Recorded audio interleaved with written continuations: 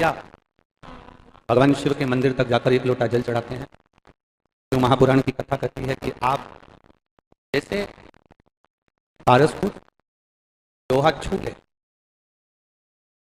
पारस को लोहा छू लेता है तो वो सोना बन जाता है। इसी तरह जब ये सांसारिक मनुष्य मृत्यु लोक में जन्म लेने वाला ये साधारण सा मानव जब एक लोटा जल चढ़ाने के लिए देवादिदेव महादेव के पास जाता है और शिवलिंग का स्पर्श या जल चढ़ाते समय जल का कलश का भी स्पर्श हमारे महादेव से हो जाता है, तो बाबा की कथा कहती है आप साधारण नहीं रहते, आप भी कीमती हीरे बन जाते हो और सोने जैसे चमक जाते हो।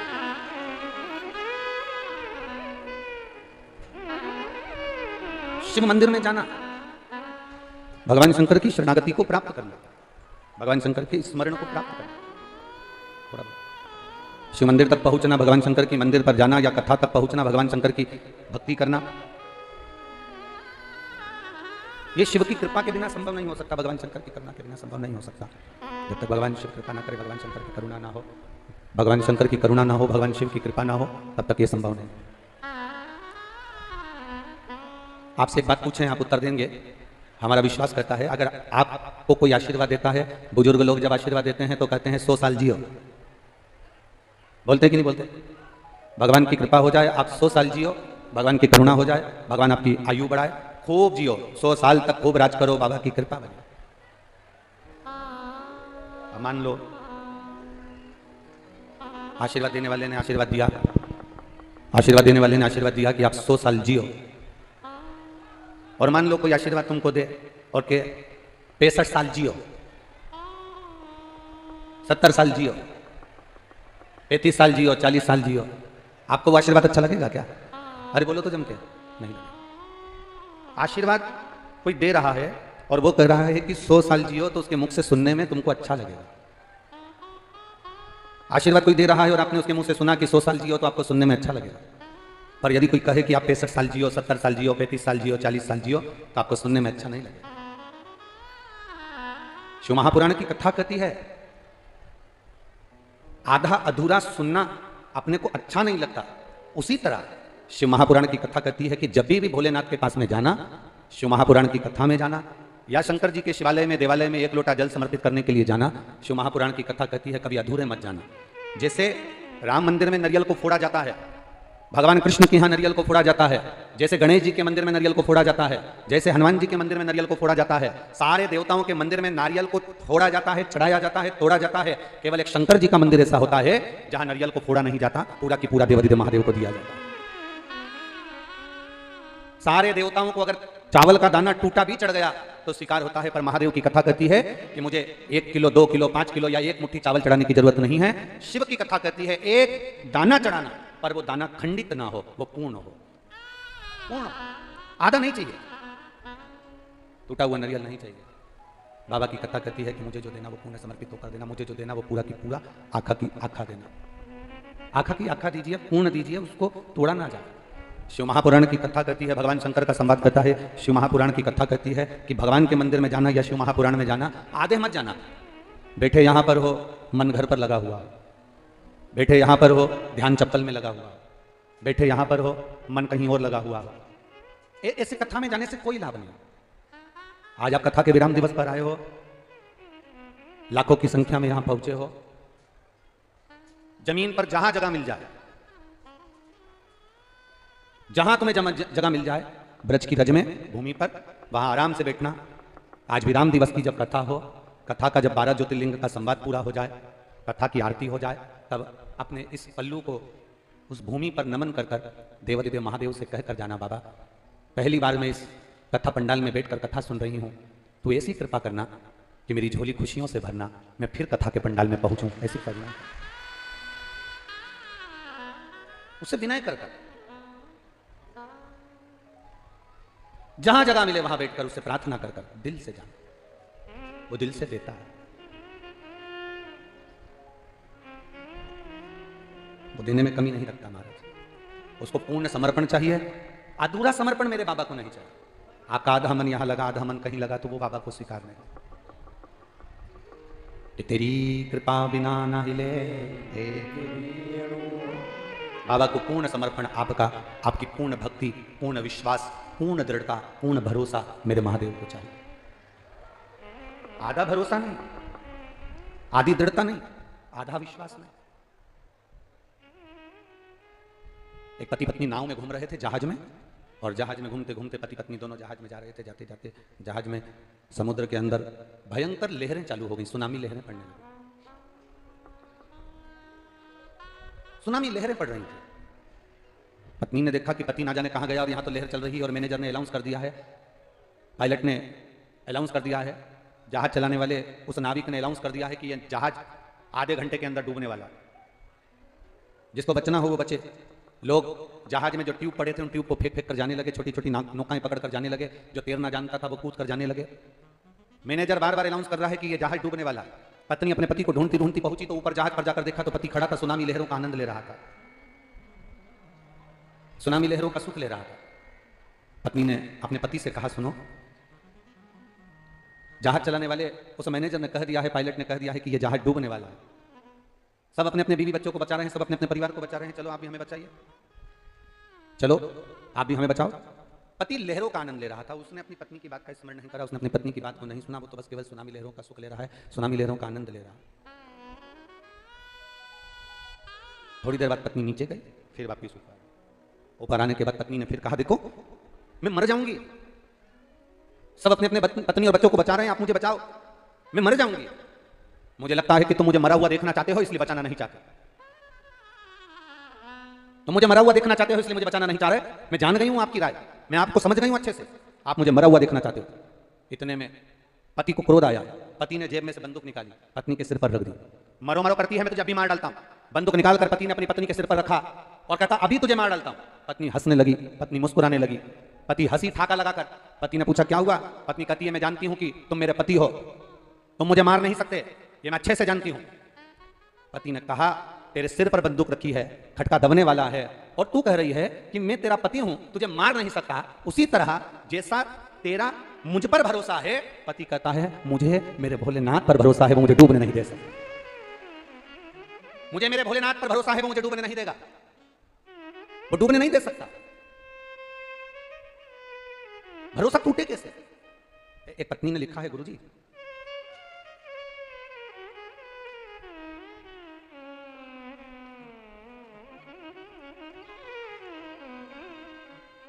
मेरा नाम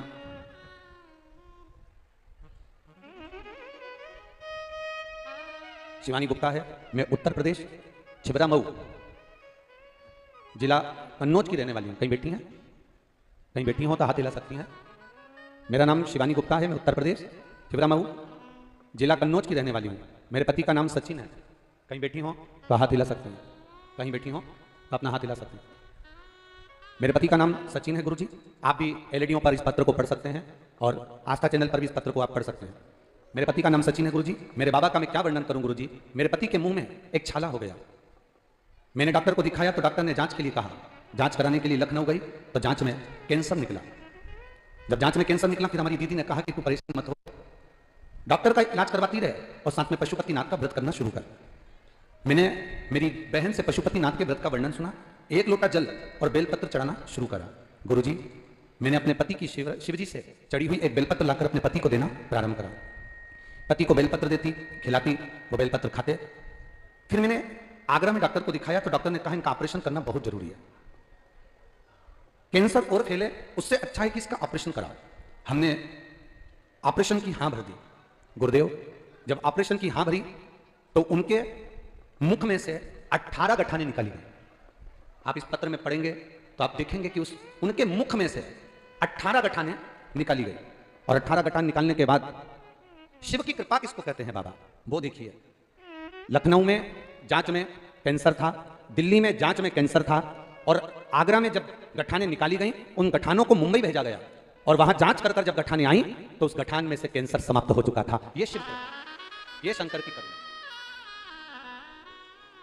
दोनों फोटो लगाए गए हैं, एक जिसमें गांठें निकाली गई हैं कैंसर की, और दूसरा गांठ निकलने के बाद जब कैंसर नहीं निकला तब दूसरा फोटो आप लोग एलईडी पर और अपने अपने टीवी स्क्रीन पर देख रहे हैं। शिव तत्व की प्राप्ति अवघड़ी है शंकर। आपको लग सकता है कि क्या शंकर भगवान की बेलपत्र चढ़ी हुई खाने से क्या रोग की समाप्ति हो सकती है? बेलपत्र खाने से क्या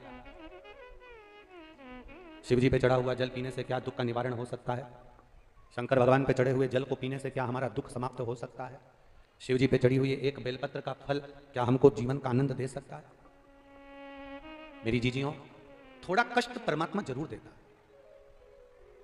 उस कष्ट के समय पर, उस कष्ट की घड़ी में, उस कष्ट के समय पर आप घबराना नहीं, थोड़ा दुख देगा। कपड़े धोने वाले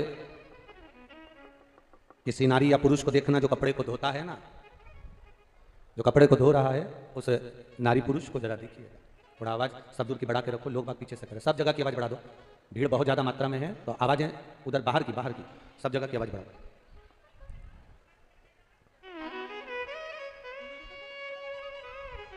कपड़ा धोने वाला कपड़ा धोता है, उसमें कास्टिक डालता है, सर्फ डालता है।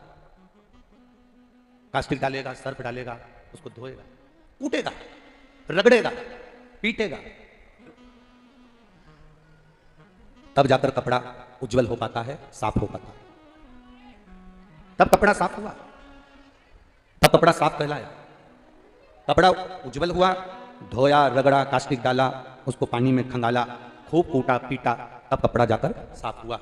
मेरा भोलेनाथ भी अपने भक्त की पूरी परीक्षा लेता है। एक बार पशुपति व्रत करा, नहीं फल मिला, घबराना नहीं। इस माता ने पत्र में लिखा, मैंने पशुपति नाथ का व्रत किया, उसके बाद मेरे पति का ऑपरेशन हुआ। माता लिख रही, मुझे लगा था कि मैंने व्रत करा है तो ऑपरेशन नहीं होगा। अगर ऑपरेशन नहीं होता, मेरा बाबा ऑपरेशन नहीं करवाता, तो तुम यही भ्रम में रहती कि इसको कैंसर है, तुम इसी भ्रम में रहती कि इसको कैंसर है। पर बाबा ने, भले तूने पशुपति व्रत करा पर तूने विश्वास बाबा पर करा, तो ऑपरेशन हुआ, 18 गांठें निकली, जांच के लिए गई मुंबई, तब वहां से रिपोर्ट आई कि इसको कैंसर नहीं है। तब तेरे हृदय में सुकून हुआ कि कैंसर नहीं।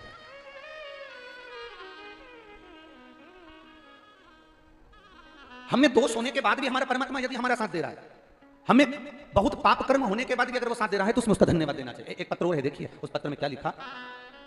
मेरा नाम धर्मवती है, मैं फरीदाबाद सारंग गांव से आई हूं। कहीं बैठी हो तो हाथ हिला सकती हैं, अगर कहीं बैठी हो तो हाथ हिला सकती हैं। मेरा नाम धर्मवती है, मैं फरीदाबाद सारंग गांव से आई हूं। 18/2/2023 को मैं सीहोर के कुबेरेश्वर धाम गई थी। वहां से मुझे जो मिला गुरुजी, मैंने जिंदगी में कभी नहीं सोचा था कि क्या कुबेर भंडारी इतनी जल्दी भंडार भर देता है।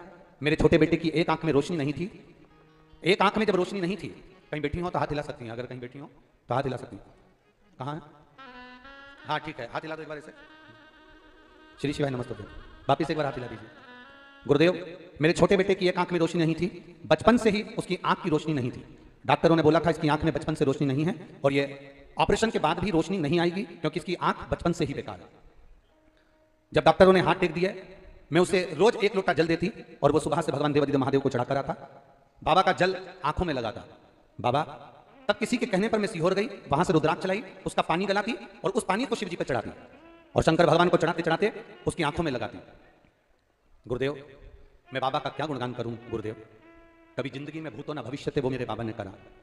मेरा लड़का कहता था, मां कभी क्या मेरी सरकारी नौकरी लग सकती है, क्योंकि मेरी एक आंख से तो दिखता भी नहीं, एक आंख मेरी बेकार। पर गुरुदेव, बाबा बाबा है, शिव जी पे चढ़ाया हुआ जल उसकी आंखों में लगाना प्रारंभ करा। सीहोर के रुद्राक्ष को गलाकर पानी चढ़ाती, चढ़ाकर आंखों में लगाती।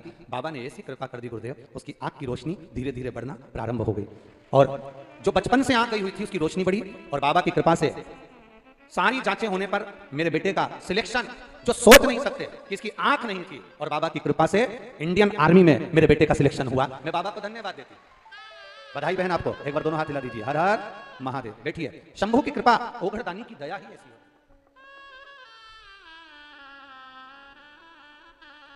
अरे खाली न जाता कोई दर से तुम्हारे, खाली न जाता कोई दर से तुम्हारे, मैं भी खड़ी हूँ नंदी बाएं पसारे, मैं भी खड़ा हूँ नंदी बाएं पसारे। अपने हृदय से लगा लो, गिरा जा रहा हो उठा लो, भोले अपने दर से अब तो न टालो, गिरी जा रही हूँ, उठा लो उठा।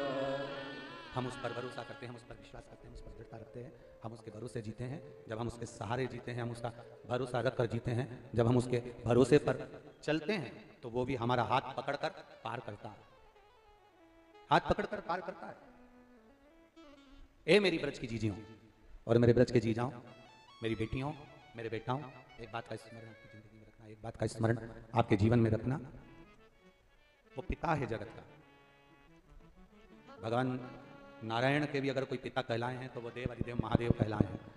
भगवान नारायण के भी अगर पिता कहलाए हैं तो भगवान शिव कहलाए हैं। भगवान शिव कहलाए, वो जगत का पिता है। और जो जगत का पिता है वो आपका भी पिता है। कभी बाप अपनी बेटी को, कभी पिता अपने पुत्र को, पुत्री को कभी दुखी नहीं देख सकता।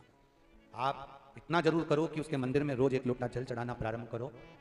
मैं बेटियों से कहूँगा, बेटियों से कहूँगा, संकोच मत करना कि हम इतने पढ़े लिखे, हम अप टू डेट, हम इंग्लिश स्कूल में पढ़ रहे हैं, हम CBSE कोर्स से पढ़ाई कर रहे हैं, हम ऐसा कर रहे हैं, मैंने इतना अच्छा एजुकेशन किया, सब कुछ करा आपने, पर एक बार बाबा पर भरोसा कर कर देखो, एक बार उसकी शरणागति में जाकर देखो। जो सुख तुमने कभी नहीं पाया होगा वो उसके चरणों से प्राप्त कर लो, उसके चरणों से मिलो।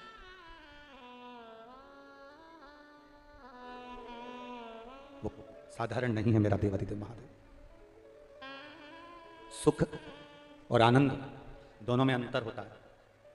सुख में और आनंद में अंतर होता है।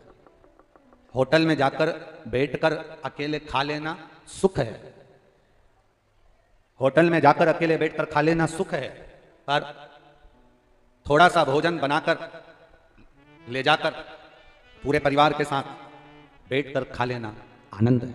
स्वयं खाना सुकृति है, छुड़ाकर खाना विकृति है, और बांट कर खाना ये मेरे भारत देश की संस्कृति है। ये संस्कृति है। कोई कल सौरभ भैया अग्रवाल जी कह रहे थे, सौरभ भैया कल कह रहे थे शाम के टाइम पर, गुरुजी लाखों शादियां होंगी परिवार में, हजारों जन्मदिन की पार्टियां होंगी परिवार में, हजारों शादी की सालगिरह मनाई जाती होगी परिवार में, पूरा परिवार बहुत बड़ा है, पर गुरुदेव जो आनंद इस शिव महापुराण की कथा में 7 दिन मिला वो आनंद जिंदगी भर कभी नहीं मिल सकता। हमने कहा सौरभ भैया आपके माता पिता का पुण्य है, आपकी धर्म पत्नी का पुण्य है, परिवार का पुण्य है, और हम तो कहेंगे श्री सुभाष चंद्र अग्रवाल जी आपके भी माता पिता का कोई पुण्य है, दादा परदादा का कोई पुण्य है, जो ये ब्रज की धरा पर दामोदर मास कार्तिक महीने में ये 7 दिवसीय शिव महापुराण की कथा ये लाखों भक्तों के कानों में श्रवण करवा दिया। जितना बना, जिस भक्त से जितना बना उसने, उस भक्त ने उतनी उतनी सेवा करी। कार्यकर्ताओं ने भी दिल से जैसी जैसी सेवा बन सकती थी वैसी करी। हाईवे के इतने नजदीक इस कथा का होना बहुत कठिन काम है। यह हमारे जीवन की पहली ऐसी कथा है जो हाईवे के इतने नजदीक हो रही है, और जिसको पुलिस प्रशासन ने इतना बढ़िया तरीके से संभाला कि शायद कोई नहीं संभाल सकता, शायद कोई नहीं संभाल सकता। जब लाखों भक्त गाड़ियां लेकर आते हैं और लाखों भक्त जब बाहर निकलते हैं रोड पर, तो कम से कम 9-9, 10-10 घंटे, 11-11 घंटे तक जाम नहीं खुलता है, पर 3 घंटा, 2.5 घंटा, 3 घंटा, 3.5 घंटा, 4 घंटे में सब गाड़ियां अपने अपने गंतव्य की ओर जाना प्रारंभ हो जाती है। ये साधुता है यहाँ उत्तर प्रदेश पुलिस की, बहुत बहुत साधुता। इसको कहेंगे कि यहाँ की उत्तर प्रदेश पुलिस की जागरूकता है, बहुत साधुता, शिव कृपा के। आज हमने एक पत्र, जो हम जहां अग्रवाल वाटिका में रुके हुए हैं वहां पर किसी ने पत्र कल काउंटर पर दिया होगा, वो पत्र हमने पढ़ा। उस पत्र में लिखा था, उस पत्र में था कि मेरे पोते के दिल में छेद है, वो 9 साल का हुआ, और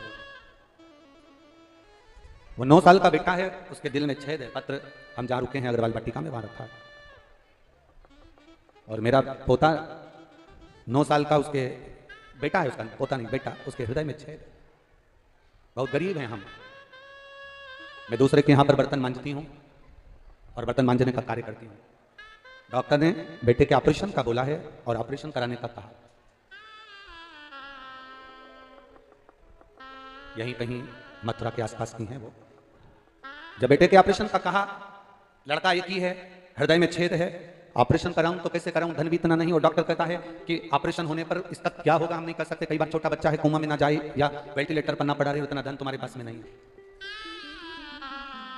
इतना धन नहीं है, इतना पैसा।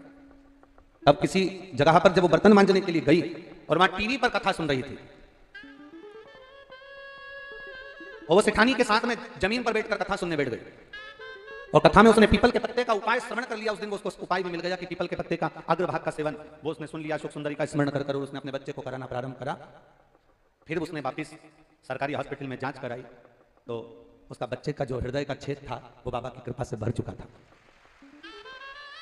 उसने रवे का हलवा एक स्टील की कटोरी में प्लेट से ढका हुआ, उस पर सेलो टेप चिपका हुआ भेजा था, तो जो कहीं बैठी हो तो उसके स्मरण में रहे, वो ठाकुर जी ने भोग लगा लिया है और बाबा ने खाया। उसने पत्र में लिखा, गुरुदेव मैंने अपनी सेठानी जी से छुट्टी मांग ली है इस कथा के लिए, और मेरे पास इतना धन नहीं है, तो मैंने सेठानी जी से अपनी 1 महीने की तनख्वाह 800 रुपये उनसे ले लिया है। 800 रुपये मैंने तनख्वाह ली तो सेठानी ने पूछा तनख्वाह का क्या करेगी इतनी जल्दी, अभी तो दिवाली भी नहीं आई। कहा बोले बाबा आ रहे हैं हमारे कोसी में, तो मैं छोटा सा भंडारा, 800 रुपये में भंडारा होता है, 800 रुपये में कोई भंडारा होगा। 800 रुपये का मैं तेल भी लाई, आटा भी लाई, और गुरुदेव मैं 3 किलो आटे की पूरी बनाकर लाकर मैंने बहुत सारे लोगों को खिलाया क्योंकि मेरा बेटा ठीक है। मेरी जीजियों, बहुत करोड़पति बन जाओगे, धन तो बहुत हो जाएगा, पर मन कहां से लाओगे? ये जो मन है ना, ये बड़ी मुश्किल से मिलता है, बड़ी मुश्किल। ये कोसी की कथा में हरियाणा से, दिल्ली से, नोएडा से, मथुरा से, गोवर्धन से, बरसाना से, आसपास के गांव से, आगरा से, कहीं अलवर से, ना जाने कहां कहां से लोग आए। कोई खिचड़ी बांटता रहा, कोई पूड़ी बांटता रहा, कोई बिस्कुट, कोई पानी, कोई कुछ बांटता रहा। धन्य है आप, धन्य। उस माँ ने लिखा अपने पत्र में, मेरा बाबा कोसी आया है। उसने एक लाइन बड़ी सुंदर लिखी, मैं मेरे मायके नहीं गई क्योंकि मेरे मायके में मुझे पूछा नहीं जाता। ऐसा लगता है मेरा पिता मेरी कोसी में आया है तो मेरा मायका यही है, मैं मेरे बाबा के मायके जाऊं। शिव है, आपका भरोसा इतना पक्का है, आपकी दृढ़ता इतनी पक्की है, जब विश्वास दृढ़ हो जाता है कि शिव है हमारे साथ में, मेरा शंकर है, मेरा ओघड़ी है, तो फिर वो भटकने नहीं देता, वो डूबने नहीं देता।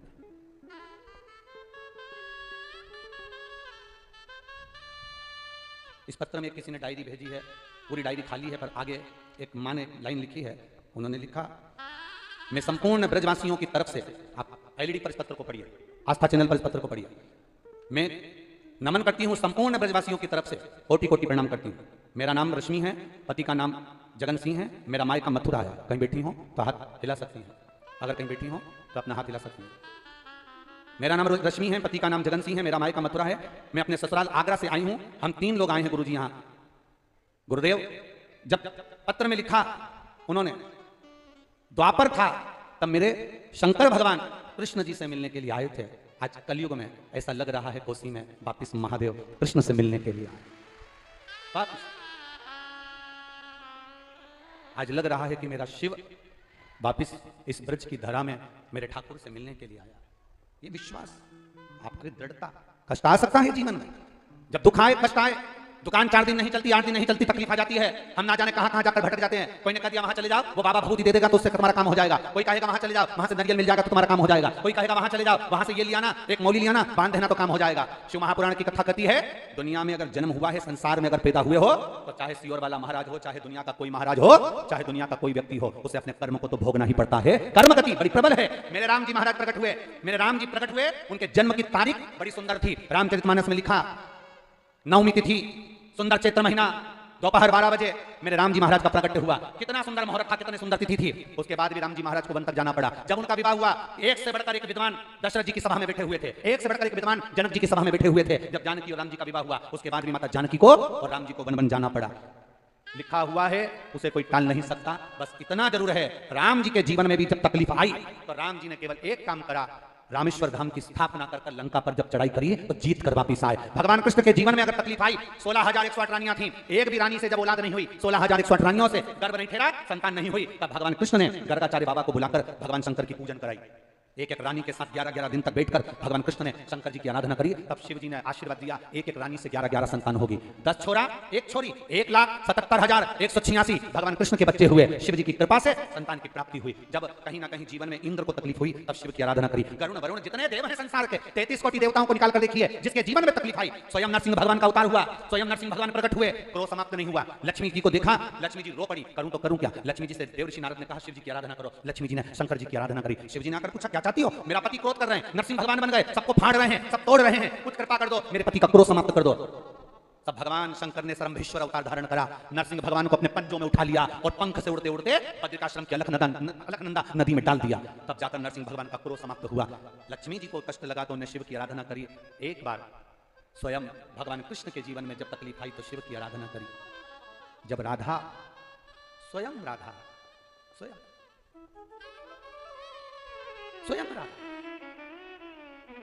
आप लोगों ने पुराणों में पढ़ा है कि नहीं पढ़ा, कभी अगर मौका मिले तो एक बार देवी भागवत,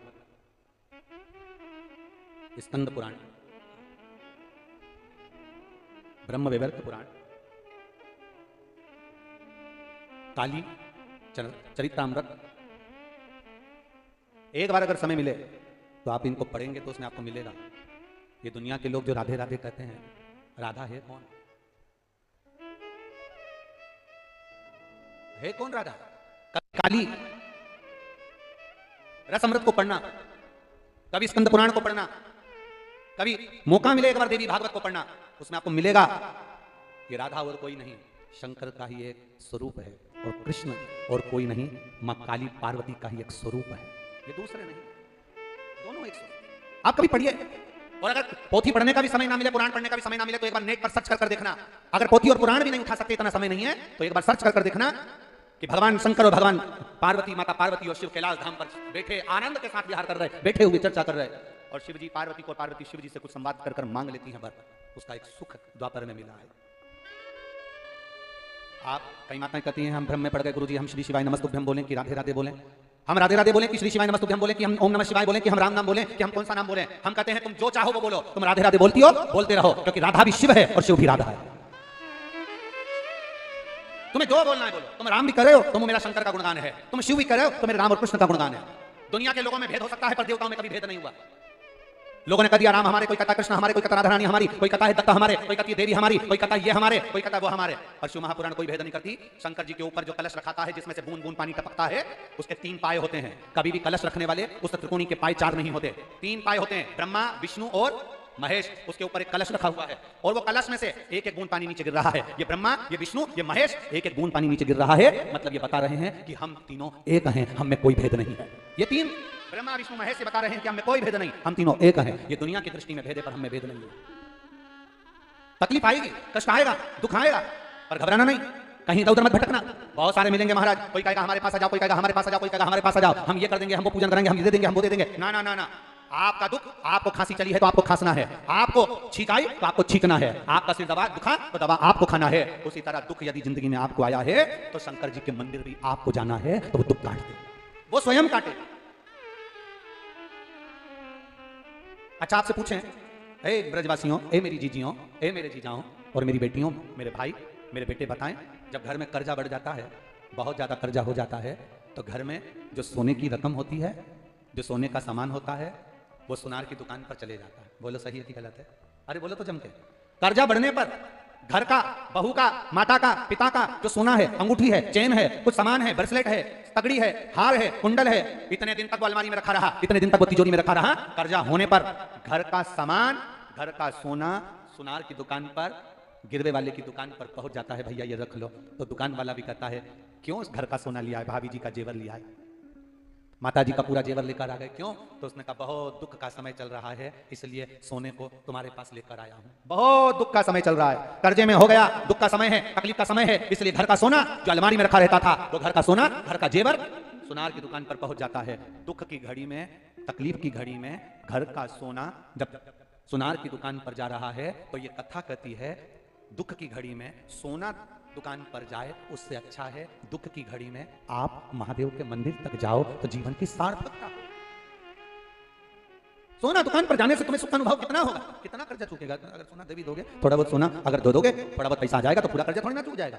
पर देवादिदेव महादेव की भक्ति में लगा है, भगवान शंकर के गुणगान में लगा है। तो उस माँ ने लिखा कि एक आंख खराब हो गई थी, बचपन से आंख में दिख नहीं रहा था, तो भी जब इंटरव्यू देने का समय आ गया तब इस अवस्था में क्या आंख ठीक हो सकती है जो बचपन में नहीं हुई, जो जवानी में ठीक हो सकती है। पर विश्वास अटल था, भरोसा पक्का था, इसलिए बाबा ने कृपा भी पूर्ण की, विश्वास गढ़ी,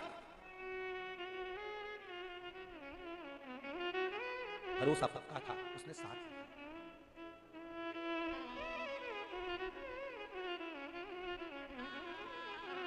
अधूरी शादी में अगर आप आधी शादी छोड़कर अपने घर चले जाओगे तो केवल खाना खाकर जाओगे, बोलो सही है। अगर पूरी शादी कर कर जाओगे तो आखिरी में विदाई भी लेकर जाओगे, बोलो सही है कि गलत है। अरे जम के तो बोलो जरा, सही है ना। आधी शादी में घर वापस जाओगे तो केवल खाना खाओ, रिसेप्शन अटेंड करो, अपने घर चले जाओ, ना साड़ी मिली, ना डब्बा मिला, ना कोई सामान मिला, ना मिठाई का डब्बा, ना साड़ी, ना कोई रकम, कुछ नहीं मिली। क्यों? अरे आई क्या थी, मुंह दिखाकर चली गई, खाना खा के चली तो गई, बहुत है, जाओ। पर जो आया है शादी में, पहले दिन आया, 2 दिन नहीं आया, बुलौए में आया, 3 दिन नहीं आया, आखिरी दिन आया, पूरी शादी कराकर भावर कराकर छोरी को घर लेकर बहू घर में आ गई, तब जाए। अब जाऊं साथ तो इतने में घर के लोगों ने भी कह दिया, मामी जी जा रही है, काकी जी जा रही है, खाली हाथ नहीं जा, मिठाई का डब्बा लाओ, साड़ी लाओ, सामान लाओ, देव बुलौआ का सामान, बतासा, गेहूं, चावल जो मिला वो मामी जी को दिया, इनको दो, काकी जी को दिया, इनको दो, क्योंकि ये पूरी शादी करा कर जा रहे हैं।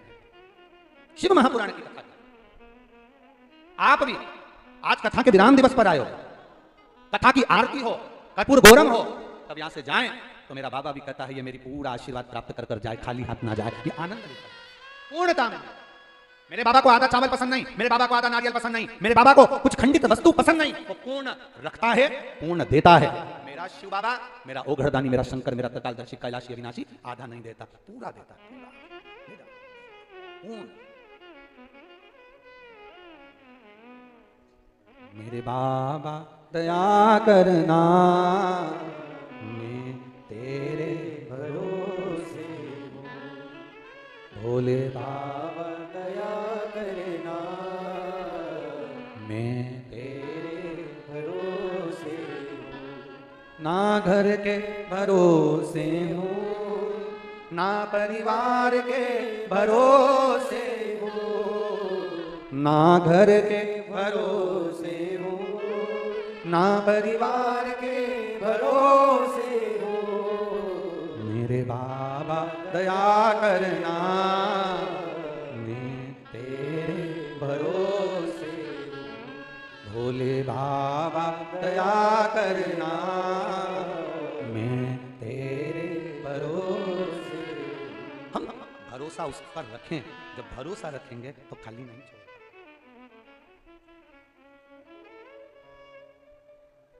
मुझे तेरा ही सहारा है, मेरे भोले। आता है आप लोगों को सबको? एक लाइन पहले आप बोलो, इसके बाद हम बोलेंगे। मुझे तेरा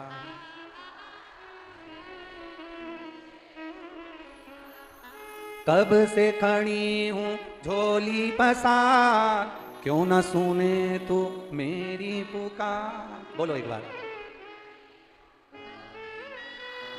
क्यों न सुने।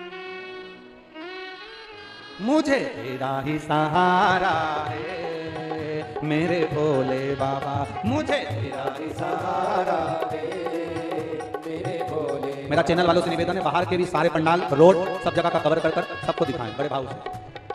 कब से खड़े हैं झोली पसार, क्यों न सुने तू मेरी पुकार। ओ कब से खड़े हैं झोली पसार, क्यों न सुने तू मेरी पुकार। मुझे तेरा ही सहारा है, मेरे भोले बाबा, मुझे तेरा ही सहारा है, मेरे भोले बाबा। मैंने तुम्हें ही पुकारा है, मेरे भोले बाबा, मैंने तुम्हें ही पुकारा है, मेरे भोले बाबा।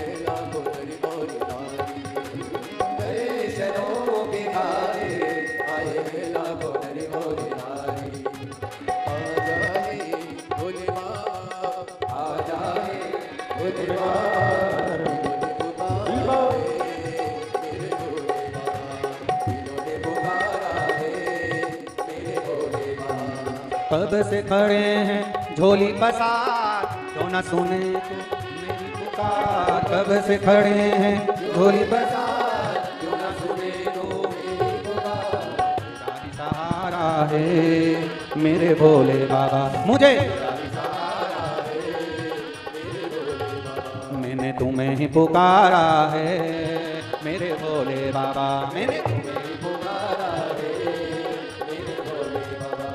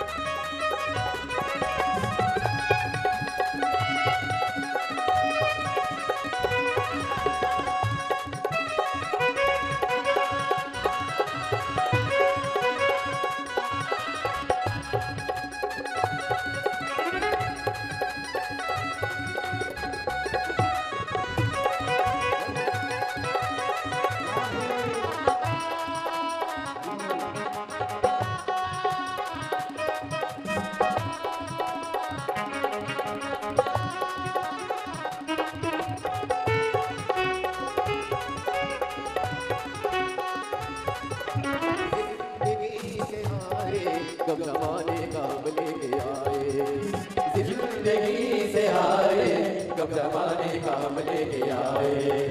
तू बता जहाँ में लोग अपने हुए क्यों पराए। तू बता जहाँ में लोग अपने हुए क्यों पराए। तेरे सिवा दुनिया में, तेरे सिवा दुनिया में कोई ना हमारा है मेरे भोले बाबा, कोई ना हमारा है मेरे भोले बाबा।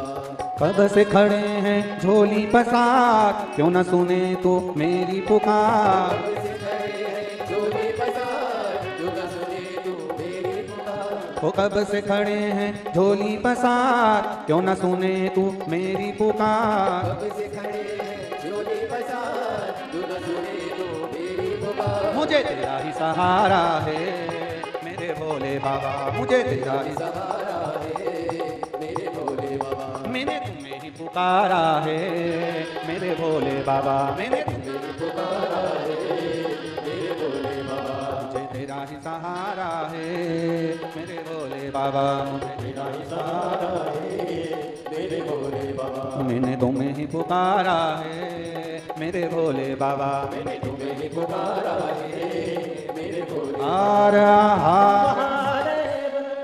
जय जय श्री राम। अपने स्थान पर बैठकर भगवान देवादिदेव महादेव से अपने मन की बात, आज विराम दिवस है, बड़े दिल से बाबा से कहें, जहां जगह मिले वहां बैठकर बोलें, जहां स्थान मिल जाए वहां बैठ जाओ और दिल से बोलो, भाव से करो। चाहे कार्यकर्ता भी खड़े हों तो उनसे भी निवेदन है 2 मिनट बैठकर आप बाबा से प्रार्थना करो। बार बार तो हमारा इधर आना नहीं होगा, पर बाबा की कृपा आप सब पर हुई है, बड़ी करुणा हुई है, तो आज दिल से बाबा से प्रार्थना करो। देखो, शिव महापुराण की कथा इतनी सरलता में मिलती नहीं, सब मिल सकता है पर शिव महापुराण की कथा इतनी सरलता में नहीं मिलती। वो तो बाबा की कृपा है जो आपको मिली है। और आगे जहाँ जहाँ कथाएं हैं, जैसे 15 से 19 नवंबर को धूलिया महाराष्ट्र में धूले में है, फिर 21 तारीख से 25 नवंबर तक कार्तिक के ही महीने में सुंदर पचवीगन, कार्तिक के पीछे पीछे के 5 दिन का जो आनंद है, कहते हैं पूरे कार्तिक महीने का फल मिल जाए। तो भगवान राम जी जिस पंचवटी में पहुंचे थे, ऐसी पंचवटी नासिक में 21 नवंबर से 25 नवंबर तक सुंदर शिव महापुराण की कथा नासिक की पवित्र भूमि पर माँ गोदावरी के पावन तट पर होगी। जहाँ से त्र्यंबकेश्वर भी नजदीक में है, तो बाबा का एक ज्योतिर्लिंग का भी भाव हो जाएगा। और सुंदर नासिक की धरा पर 21 से 25 नवंबर तक कथा।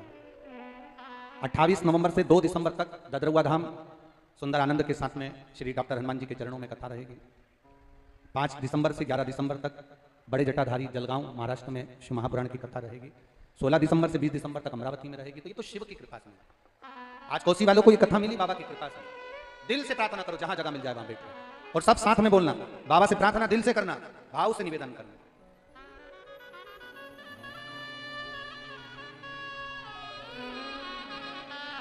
श्री शिवाय नमस्तुभ्यं, श्री शिवाय नमस्तुभ्यं, श्री शिवाय नमस्तुभ्यं, श्री शिवाय नमस्तुभ्यं, श्री शिवाय नमस्तुभ्यं। भोला सब दुख काटो हमारा, ओ भोला सब दुख काटो हमारा।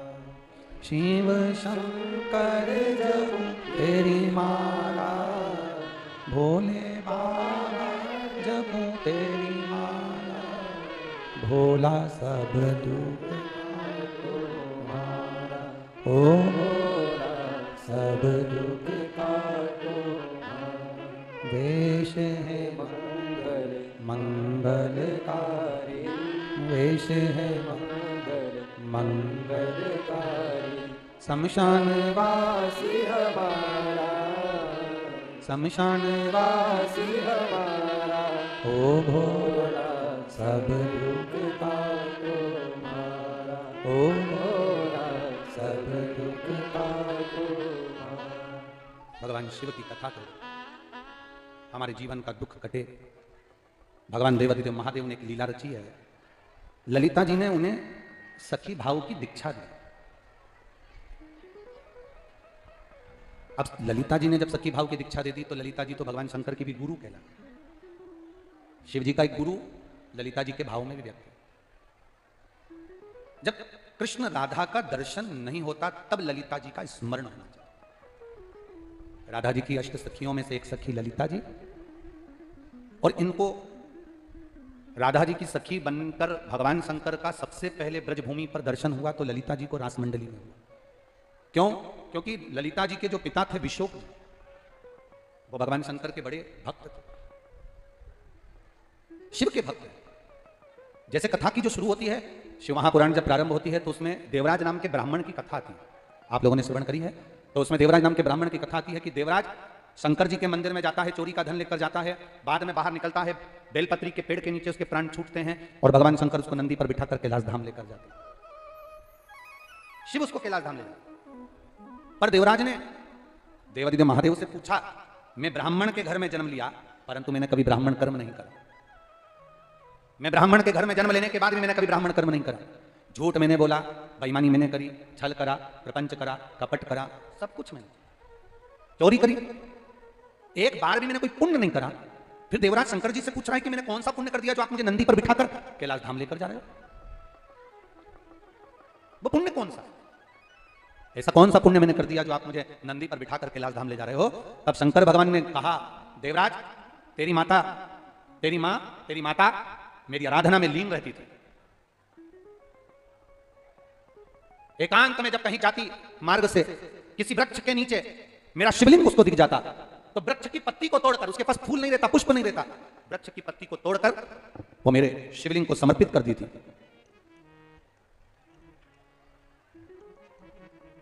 महाराज आपको दिल्ली जाना है, आगरा जाना है, ग्वालियर जाना है, आपको कहीं पर अगर जाना है और आप थोड़ा सा समय निकाल कर जाएं, थोड़ा समय ऐसा लेकर जाना कि अगर कहीं बीच में रुकने का मौका भी मिल जाए तो हम रुक जाएं थोड़ा सा। और जाते जाते फोर व्हीलर से जा रहे हो, गाड़ी से जा रहे हो और कोई ऐसा शिवलिंग किसी पेड़ के नीचे मिल गया जहां कोई भी नहीं है, सुनसान अकेला मेरा महादेव वृक्ष के नीचे बैठा है, अकेला शिवलिंग, और वहां आपने दर्शन किए, मन में आ गया, गाड़ी में कोई कपड़ा पड़ा हो पोछा का, उस आसपास में केवल पोछा ही लगा दिया, साफ ही कर दिया, आसपास में कोई पेड़ पौधा हो तो उसकी पत्ती तोड़कर ही देवादिदेव महादेव को समर्पित कर दी, पत्ती तोड़कर ही महादेव को। एकांतेश्वर महादेव को चढ़ाया गया एक पत्ता, एकांतेश्वर महादेव को चढ़ाया गया एक बूंद जल, एकांतेश्वर महादेव का किया गया एक बार दर्शन हमारी 71 पीढ़ी तक चलता है, उसका पुण्य हमारी 71 पीढ़ी तक भोग। एकांतेश्वर महादेव, एकांत में जो शिव बैठे हैं, एकांत में।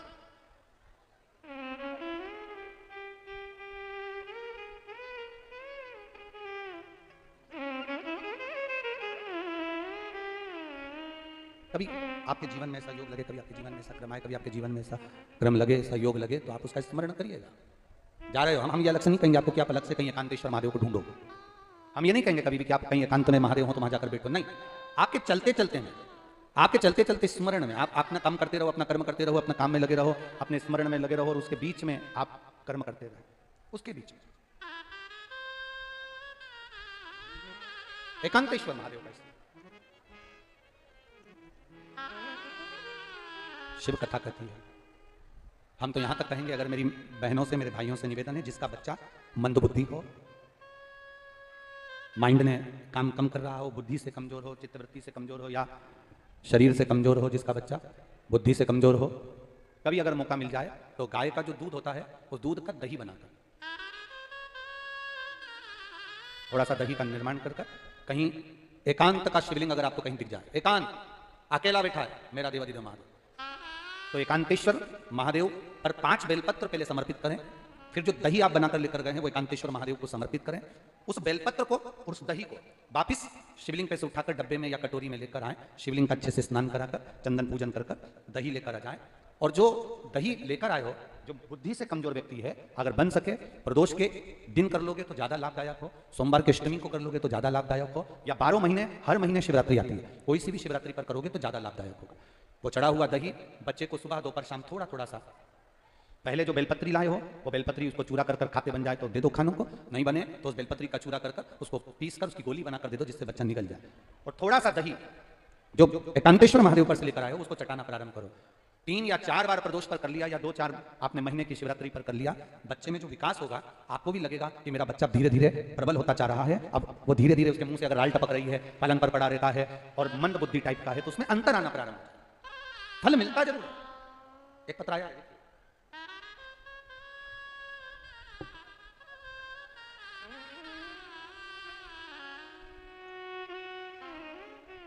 शंभु शरण पड़ी मांगू घड़ी रे घड़ी, दुख काटो दया करी दर्शन आपको। मेरा नाम संगीता है, मैं जिला इटावा जसवंत नगर की रहने वाली हूं। अपने बच्चों का गरीबी में गुजर बसर करती हूं गुरुदेव। कोई कमाने वाला नहीं है, बच्चे बहुत छोटे हैं, बच्चों के जो पिताजी हैं वो शांत हो चुके हैं, अब बच्चों के पिताजी भी नहीं है गुरुदेव, और छोटे छोटे बच्चे हैं, उनका मैं गुजर बसर कर रही हूँ। कहीं बैठी हो तो हाथ हिला सकती हैं। मेरा नाम संगीता है और मैं जिला इटावा जसवंत नगर की रहने वाली हूँ। कहीं बैठी हो तो अपना हाथ हिला सकती हैं, कहीं बैठी हो तो हाथ हिला सकती हैं। अपने बच्चों का गुजारा कर रही हूं जैसे तैसे, उनके पिताजी भी नहीं है गुरुदेव। शिवजी पे चढ़ी हुई बेलपत्र और शंकर जी के चढ़े हुए जल का मैं क्या वर्णन करूं। पिताजी शांत हो गए, मेरे बच्चादानी में गठान हो गई। बच्चादानी में गठान हुई तो डॉक्टरों को जांच करवाया, गठान के अंदर से कुछ पानी निकालकर जब जांच पर भेजा तो मुझे कैंसर बता दिया। अब पिता भी नहीं और कैंसर मुझे बता दिया, इतना पैसा भी नहीं कि हम इलाज करवा सकें गुरुदेव।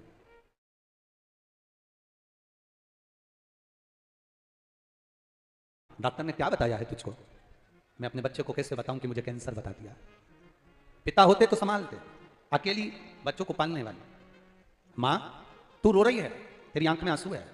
सियोर वाला महाराज कहता है मैं टीवी में, सारी समस्या का हल एक लोटा जल है। माँ तू मत रो, कल से मैं शंकर जी के मंदिर जाऊंगा, तेरे लिए जल चढ़ाऊंगा, बेलपत्र लाऊंगा, तुझे दूंगा। बस 3-4 दिन हम जब जांच कराते रहे तो मेरे मुंह से खून निकलना प्रारंभ हो गया, नाक में से खून बहना चालू हो गया। कैंसर 4th स्टेज का डॉक्टर कह दिए थे। मुंह से भी खून आ रहा था, नाक से भी खून आ रहा था। मेरे बच्चे मेरा मुंह पोंछ रहे थे। हमने डॉक्टर से कहा डॉक्टर साहब इतना पैसा तो नहीं है कि हम कैंसर का इलाज करवाएं, पर बाबा चाहेगा तो सब अच्छा करेगा। हम घर आ गए दवाई लेकर। मेरे बच्चे ने, एक बच्चे ने पशुपति व्रत कर लिया, आटा सेकते हुए हाथ जला लिया हलवा बनाते हुए। बाबा का हलवा बनाया, पशुपति व्रत करा। एक बच्चा मंदिर जाता, जल लाता, बेलपत्र लेता। मैं बाबा का क्या गुणगान करूं गुरुदेव, शिव शिव है।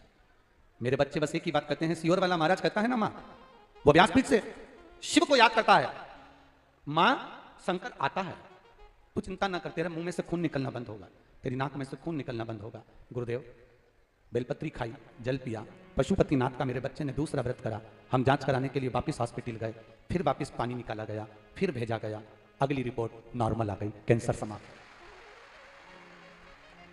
कहीं आई हैं क्या? कहीं आई हो तो हाथ हिला सकती हैं। आई हैं? टीवी वालों को दिख रहा है? हाँ तो श्री शिवाय नमस्तुभ्यम। बैठो बहन, बैठिए, मेरा कैंसर समाप्त हो गया।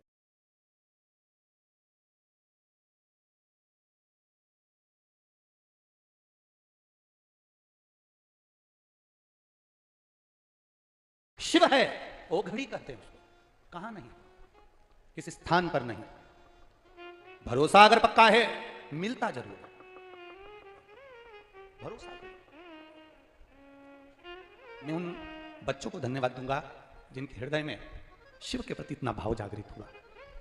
शिव के प्रति, जिसके पिता नहीं, मां घर का गुजारा कर रही हो और मां भी जाने की कतार पर आ जाए, बच्चों से पूछना कि उनकी जिंदगी का सार तत्व पूरा समाप्त हो जाता है। तो भी अंतिम क्षण पर 4th स्टेज का कैंसर हो, मुंह में से खून आ रहा हो, नाक में से खून आ रहा हो, कानों में से खून बह रहा हो, अंतिम घड़ी क्या है?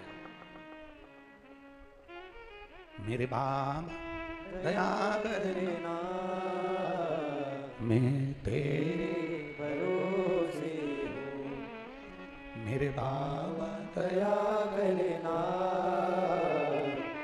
मैं तेरे भरोसे हूँ। वो आता जरूर है। कब आएगा, कैसे आएगा, उसके ऊपर नहीं। इस महापुराण में कहीं भभूति नहीं है, कहीं बेल नहीं है, कहीं नारियल नहीं है, केवल है वो शिव है। आता हो जाता। भरोसा पक्का रखना, भरोसा मत टूटने दे। अगर भरोसा नहीं टूटा तो आएगा। बच्चा लिख रहा है, मां सियोर वाला कह रहा है शंकर है, अगर है तो आता, उसके भरोसे क्यों होना चाहिए?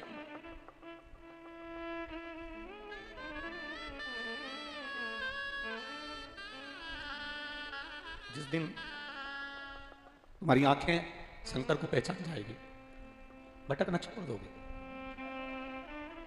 उस दिन तुम भटकना छोड़ दो। जिस दिन तुम्हारे नेत्र शिव को पहचान गए, जब तक शंकर को नहीं पहचानोगे ना, कुछ नहीं मिला, कुछ नहीं।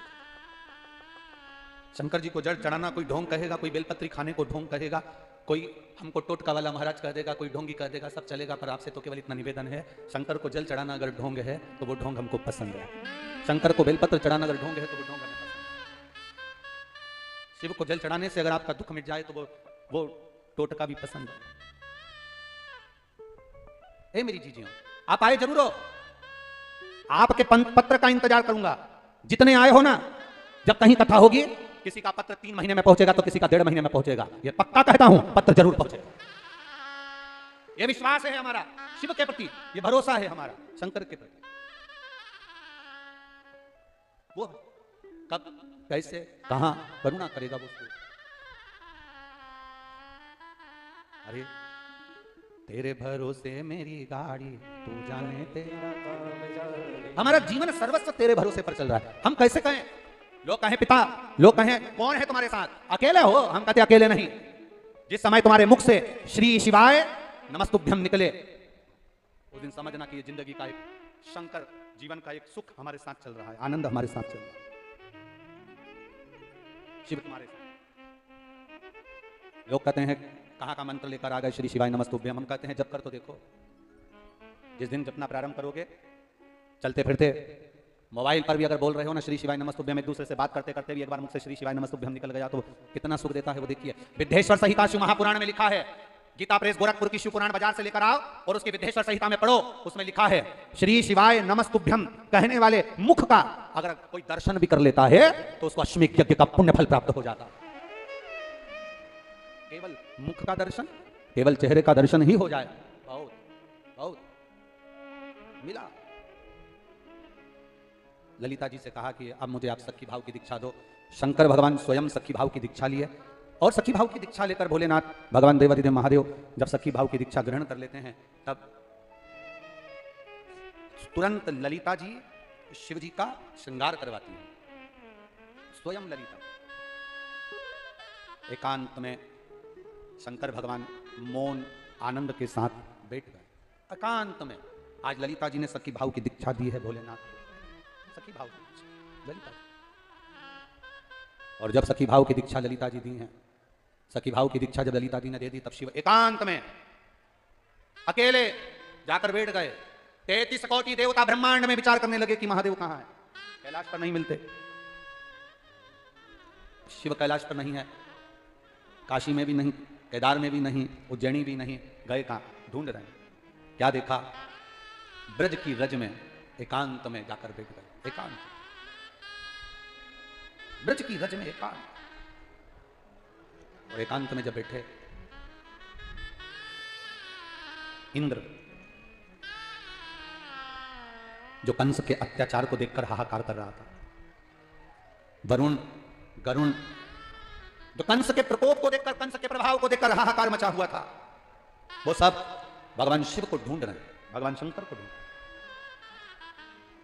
अब शंकर तो एकांत में बैठे, एकांतेश्वर महादेव बनकर ब्रज की रज में मौन, स्थिर, चुप शिव की आराधना में लगे हुए थे। और जब मौन एकांतेश्वर महादेव बैठे हैं, हम एक बात निवेदन करेंगे आपको। मान लो किसी को आपने रुपया दिया, पैसा दिया, कोई व्यापार में आपने पैसा लगाया, कोई किसी व्यक्ति को दिया और वो व्यक्ति उस पैसे को वापस नहीं कर रहा, लौटा नहीं रहा। आपने अपनी एड़ी चोटी तक दम लगा लिया, बल लगा लिया, गिड़गिड़ा लिए, सब कुछ कर लिया, पर उसने आपका धन नहीं दिया। ले गया वो 2-5 लाख, 10 लाख, 50 लाख, 25 लाख, 30 लाख व्यापार में, आदि में कहीं वो पैसा चले गया। आपने पूरा बल लगा लिया, पूरा दम लगा।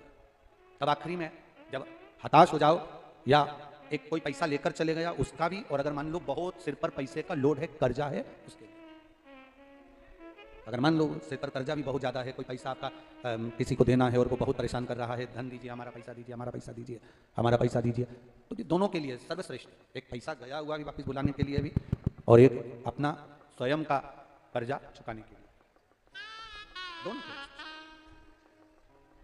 महाराज पंच बेलपत्र, पंच श्वेत पुष्प, मतलब 5 बेलपत्र और 5 सफेद पुष्प, श्वेत पुष्प, पंच हराद्री अक्षत, मतलब 5 चावल के दाने हल्दी में भींगे हुए,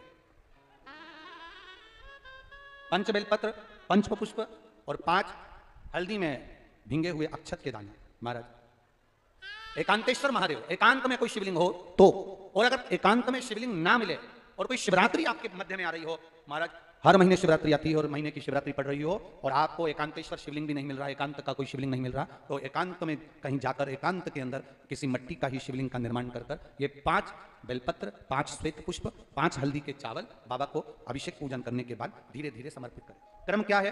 पहले हल्दी का चावल चढ़ेगा, फिर श्वेत पुष्प चढ़ेगा, उसके बाद में बेलपत्र चढ़ेगा। 5 एक साथ नहीं चढ़ेगा, हल्दी का चावल भी चढ़ेगा तो एक एक कर चढ़ेगा, और श्वेत पुष्प भी चढ़ेगा तो एक एक कर चढ़ेगा, और बेलपत्र भी चढ़ेगी तो एक एक कर चढ़ेगा। और जिससे हमें धन लेना है, जो लेकर चला गया नहीं ला कर दे रहा, जो नहीं ला कर दे रहा, जिससे हमें धन लेना है, पैसा लेना है, वो नहीं दे रहा, उसका स्मरण कर कर कितना है क्या है वो आप बाबा से प्रार्थना करें। जब हल्दी का चावल चढ़ाएं तब आप श्वेत पुष्प समर्पित करें तब, और बेलपत्र समर्पित करें तब, या हमारे माथे पर कर्जा है वो चूके, उसके लिए भी आप बाबा से प्रार्थना करें। एक अक्षत, एक पुष्प, एक बेलपत्र अपने झोली में बांध कर लाएं। बाकी का अगर आप एकांतेश्वर महादेव पर कर रहे हैं तो पैसा की वैसे ही रहने दें, और अगर शिवलिंग बनाकर पूजन कर रहे हैं पार्थिव, तो उस शिवलिंग का थोड़ी देर बाद विसर्जन भी करें। अगर पार्थिव शिवलिंग बनाकर कर रहे हैं एकांत में, एकांतेश्वर महादेव का शिवलिंग का निर्माण कर रहे हैं, तो फिर उसका विसर्जन करें। और अगर कहीं एकांत में शिवलिंग पहले से है तो आपको विसर्जन करने की जरूरत नहीं, आप चढ़ाकर बड़े प्रेम से प्रार्थना कर वापस। एकांतेश्वर शिवलिंग एक ऐसा होता है जो हमको बहुत सुख का अनुभव कराता है, बहुत सुख।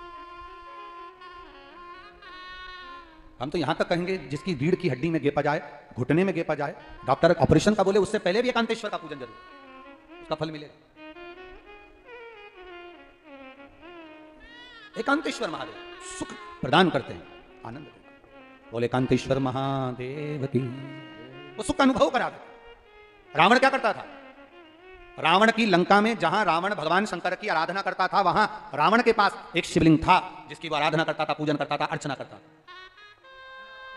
और लंकाधिपति रावण जब कहीं थोड़ा भी उसके मन में भाव उत्पन्न होता था कि मुझे ये चाहिए, मुझे ये सुख मिलना चाहिए, मुझे ये आनंद मिलना चाहिए, मुझे ये रसतत्व प्राप्त होना चाहिए, तब रावण समुद्र के तट पर चला जाता था, अकेला एकांत में कहीं चला जाता था, एकांत में कोई गुफा में, कोई समुद्र तट पर कहीं एकांत में पहुंचकर भगवान शंकर के बालू के शिवलिंग का निर्माण कर पूजन करा करता।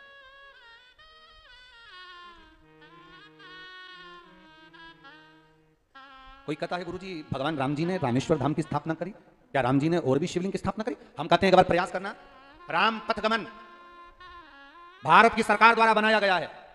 राम पथगमन जब भारत की सरकार द्वारा बनाया जा रहा है तो एक बार प्रयास करना कि राम पथगमन पर तुम अपनी गाड़ी लेकर जाना, जहां जहां से राम पैदल वन से घूमते हुए लंका तक गए हैं, उस राम पथगमन रास्ते पर तुम जाकर देखना जितने राम जी के मंदिर नहीं मिलेंगे उससे ज्यादा भोलेनाथ के मंदिर मिलेंगे। राम जहां रुकते थे वहां शंकर भगवान के शिवलिंग का पूजन करते थे। मेरे राम जी जहां रुकते थे वहां शंकर भगवान के शिवलिंग का निर्माण कर उसका पूजन करते।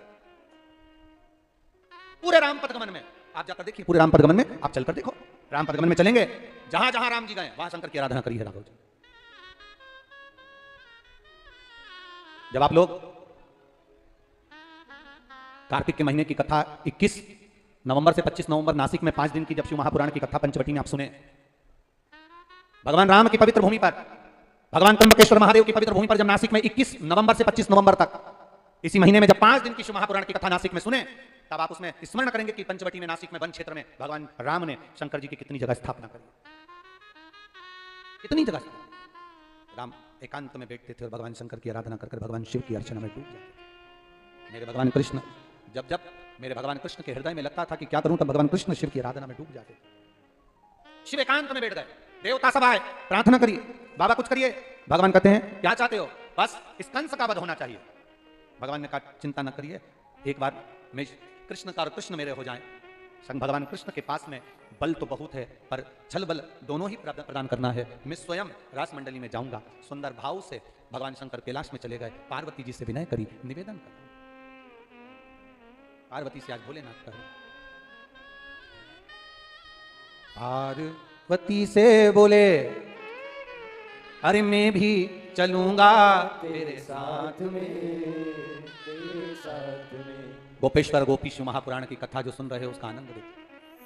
पार्वती से बोले मैं भी चलूंगा तेरे साथ में, तेरे साथ में। जैसे ललिता जी ने शंकर भगवान को सखी का भाव दिया, थोड़ी देर के लिए आप भी सखी बन जाओ और ये विचार कर कर इस ब्रज की रज में आज आप बाबा से यही भाव व्यक्त करें कि हम भी सखी बनकर बाबा कृष्ण आपको रिझाने के लिए आए। पार्वती से बोले मैं भी चलूंगा तेरे साथ में, तेरे साथ में। राधा संग श्याम नाचे मैं भी नाचूंगा तेरे साथ में, तेरे साथ में। जासी रचा है गज में भारी, हमें दिखाओ प्यार आ गए, आ गए। एक दिन वो भोले भंडारी बनकर सुंदर नारी ब्रज में आ गए, ब्रज में आ गए। एक दिन वो भोले भंडारी बनकर सुंदर नारी ब्रज में आ गए, ब्रज में आ गए। पार्वती भी मना के हारी, नामादे त्रिपुरारी ब्रज में आ गए, ब्रज में आ गए। पार्वती से बोले शिव माँ जगत जननी जगदम्बा से पार्वती से कहा, पार्वती से बोले मैं भी चलूंगा तेरे साथ में, तेरे साथ में। पार्वती से बोले मैं भी चलूंगा तेरे साथ में, तेरे साथ में। राधा संग श्याम नाचे मैं भी नाचूंगा तेरे साथ में, तेरे साथ में। राधा संग श्याम नाचे मैं भी नाचूंगा तेरे साथ में, तेरे साथ में। ओ ब्रज में रास हमारी हमको दिखा दो प्यार, बिरज में आ गए, बिरज में आ गए। एक दिन वो भोले भंडारी बनकर सुंदर नारी बिरज में आ गए, बिरज में आ गए। ओहो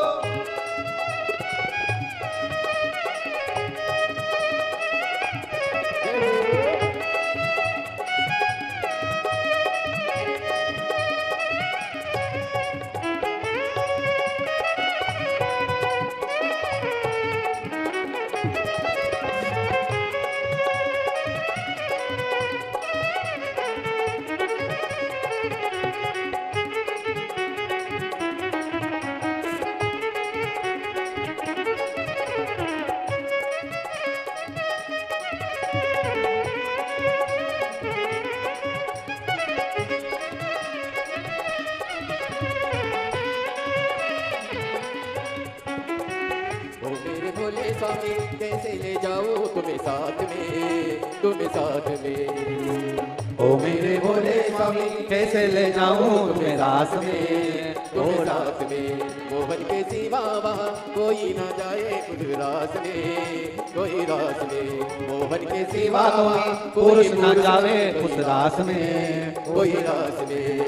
ओ बांध के जोड़ा पहन के साड़ी चाल चले मतवान बिरज में आ गए, बिरज में आ गए।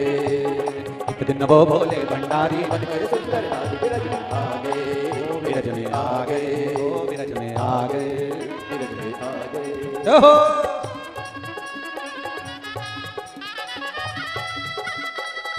भगवान भोलेनाथ सुंदर श्रृंगार कर जूड़ा बांध पल्लू डाल लहंगा पहन चोली पहन चुड़ला हरवा पायलिया बिंदी सिंदूरा मंगलसूत्र गले में सुंदर हार कानों में कुंदा लाली सुरमा खूब सुंदर श्रृंगार करके बाबा पहुंच गए।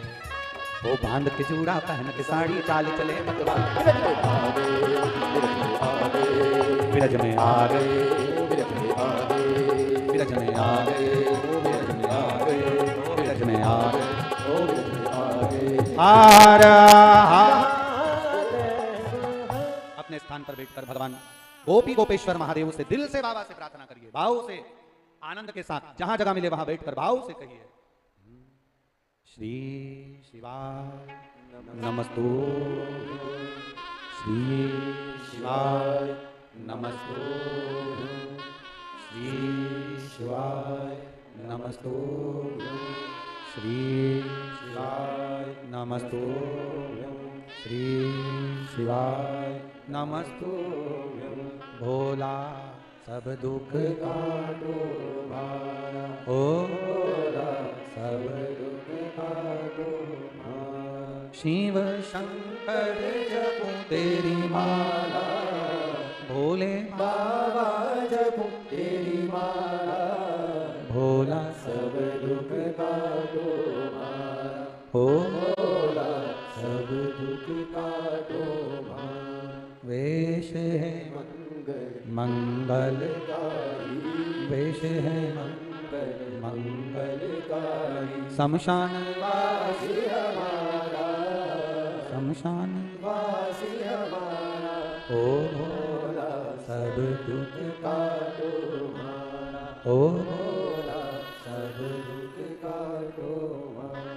शिव कथा कर रही है। भगवान गोपी का रूप रखकर ब्रज गज में आए और उन्होंने जब रास रचाया, भगवान कृष्ण ने गोपियों के बीच में जब शिव जी को पाया, भगवान एकांत में जाकर आनंद पाते हैं। भगवान कृष्ण कहते हैं गोपियों इतने दिनों से तुम मेरे साथ में रास रचा रही हो, आज तक मैंने तुम्हारा मुंह नहीं देखा, आज मेरा मन कर रहा है कि तुम्हारा मुंडा देखूं, तुम्हारा मुख देखूं।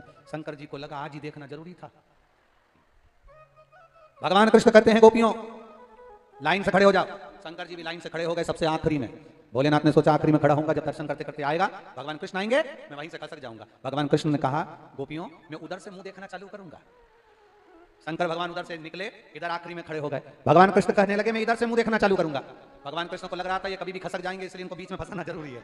तो भगवान कृष्ण ने जैसे कहा शिव जी आदि गोपी उधर, आदि गोपी उधर, बीच में शंकर भगवान खड़े हो गए। मुख देखते देखते देखते देखते शिव जी के पास में पहुंचे।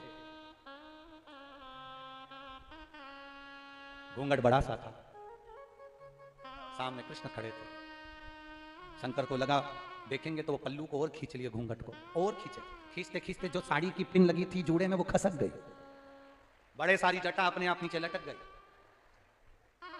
भगवान कृष्ण ने बाबा से पूछा अकेले आए हो? भगवान शंकर वापिस पल्लू सिर पे लेके बोले अकेली ही हूं। जो पल्लू लेकर बोले अकेले। भगवान कृष्ण ने कहा माता पार्वती को कहां छोड़ आए? इतने में ललिता जी पीछे से बोली पार्वती नहीं प्रमाण पत्र, पार्वती नहीं प्रमाण पत्र कहां छोड़े? शिव जी बोले मेरा नाम तो खुद गौरी है। भगवान कृष्ण बोले गौरी है कि गोपी है, हमें क्या करना? नहीं नहीं दिख रही हो, हमारा मन है कि हम तुम्हारे साथ में रात भर रास रचाएं। शंकर भगवान मन में सोचे हो गया कल्याण। और खसक गई है सिर से साड़ी और मुस्काए गिरधारी, साड़ी खसक गई। रात भर भगवान शिव और कृष्ण का रास हुआ। आखिरी में ब्रह्म मुहूर्त में शंकर भगवान से कृष्ण भगवान ने कहा आज्ञा करिए आपके आने का कारण क्या है? शंकर जी कहते हैं इस कंस का संहार होना चाहिए। कृष्ण कहते हैं उसको मारने के लिए ही तो मेरा जन्म हुआ है, उसको मारने के लिए ही तो मेरा जन्म हुआ है। बस जिस समय में आपको याद करूं भोलेनाथ, उस समय आप मेरे सामने होना तो मैं इस कंस को पछाड़ दूंगा। भगवान शिव कहते हैं, हे कन्हैया, आप कभी ये ना सोचें कि आप अकेले, जब आप कौरव और पांडवों का युद्ध भी कराएंगे, जब कौरव और पांडवों का युद्ध भी कराएंगे, तब मैं आपके साथ में हूं। पांडव को आप आज्ञा देंगे मेरी आराधना का, तभी भी मैं उनका साथ दूंगा, आप चिंता ना करें। भगवान ने लीला रच दी। कृष्ण भगवान ने कहा, सुनो भोलेनाथ, आप गोपी का रूप रखकर ब्रजरज में आए हो, आज से आपका नाम गोपेश्वर महादेव होगा। बोल गोपेश्वर महादेव की। ब्रज रज की जितनी गोपियां हैं, जितने पुरुष हैं, जितने संत हैं, जितने साधु हैं, महात्मा हैं, अगर संसार में ब्रज रज में आने वाला आपका दर्शन नहीं करेगा तो उसे गोपी का भाव नहीं आएगा, और गोपी का भाव नहीं आएगा तो मेरा भी दर्शन नहीं हो पाएगा। वो आपका दर्शन कर मुझे प्राप्त। शिव गोपेश्वर बनकर बैठे।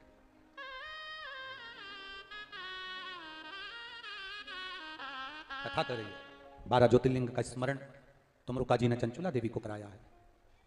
जब चंचुला देवी 12 ज्योतिर्लिंग का स्मरण करती हैं, भगवान देवादिदेव महादेव स्वयं आनंद के साथ 12 ज्योतिर्लिंग के संवाद का स्मरण कर रहे होते हैं। सोमनाथ जी का वर्णन किया, चंद्र को काया का रोग हुआ, भगवान देवादिदेव महादेव ने उस रोग से मुक्त किया, सोमेश्वर महादेव। फिर अगला वर्णन आया है मल्लिकार्जुन, कार्तिकेय बाबा रुष्ट होकर गए, श्री शैलम पर विराजमान हुए, तब बाबा भगवान शंकर और पार्वती ने उनको मनाया तो मल्लिकार्जुन के रूप में विराजमान। फिर अगला वर्णन आया है श्री महाकाल, दूषण नाम के राक्षस का संहार करने के लिए काल अधिपति प्रकट। अगला वर्णन आया है ओमकारेश्वर, बिंद नामक पर्वत के उद्धार के लिए भगवान शिव ओमकारेश्वर के रूप में विराजमान हुए।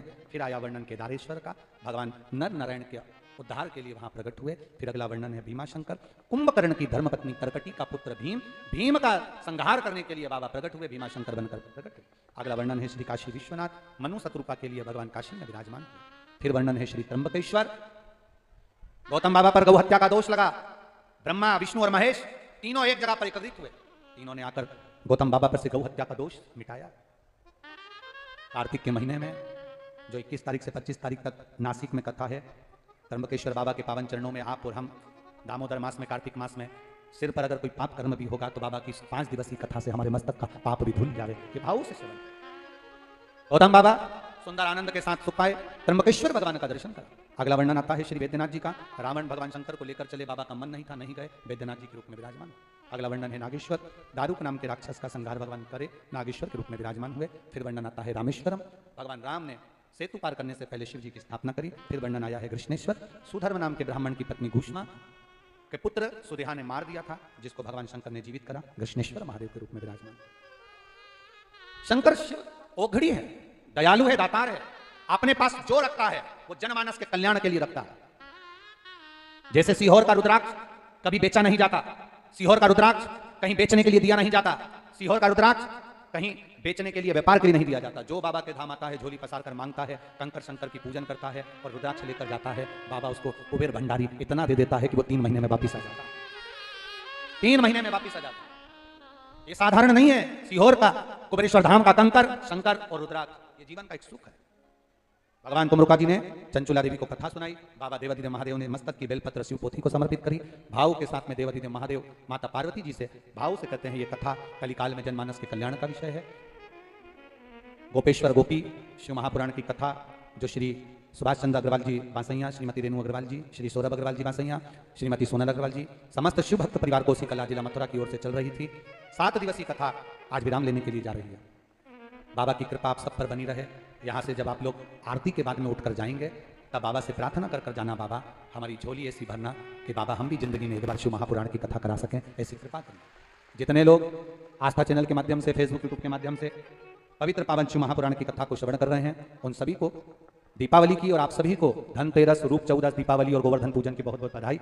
हमारे बीच में रमन रीति वाले महाराज जी के कृपा पात्र शिष्य काशीन श्री नरेंद्र जी महाराज जी, प्रभारी काशी विद्वत परिषद परिश्रमी भारत संघ की ओर से यहाँ पधारे हैं। आपका स्वागत है, आप व्यासपीठ का पूजन करें। और बाबा से आनंद के साथ में आमंत्रित कर रहा हूँ श्री सुभाष चंद्र जी अग्रवाल जी को, जो आभार व्यक्त करेंगे। और जब तक आभार व्यक्त नहीं हो जाए कोई उठेगा नहीं, बैठे रहें।